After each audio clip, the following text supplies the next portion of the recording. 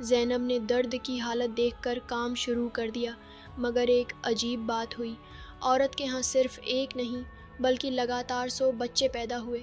زینب کی آنکھیں حیرت سے پھیل گئیں، مگر سب بچے صحت مند تھے اور ماں مسکراتی رہی۔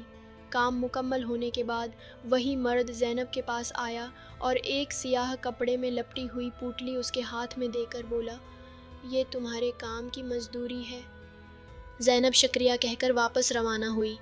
رستے میں اس نے پوٹلی کھولی تو اندر کوئلے تھے۔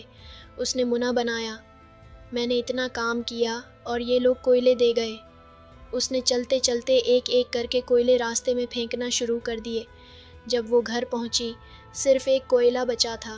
تھکی ہاری بستر پر گری اور سو گئی۔ جب صبح ہوئی، اس کی نظر پوٹلی پر پڑی۔ بچا ہوا کوئلہ اب چمکتا ہوا ہیرا بن چکا تھا۔ زینب کے دل میں پچھتاوے کی آگ لگی۔ کاش میں وہ کوئلے نہ پھینکتی۔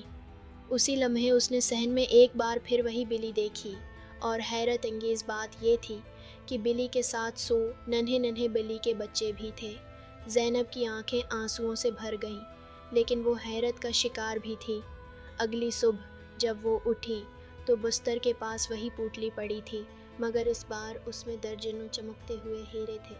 زینب کی سمجھ میں آ گیا کہ وہ مرد اور عورت جنات تھے، اور وہ بلی دراصل اس جن کی بیوی تھی۔ جنات زینب کی نیکی، خلوص اور محبت سے متاثر ہو گئے تھے اور اس کی آزمائش کر رہے تھے۔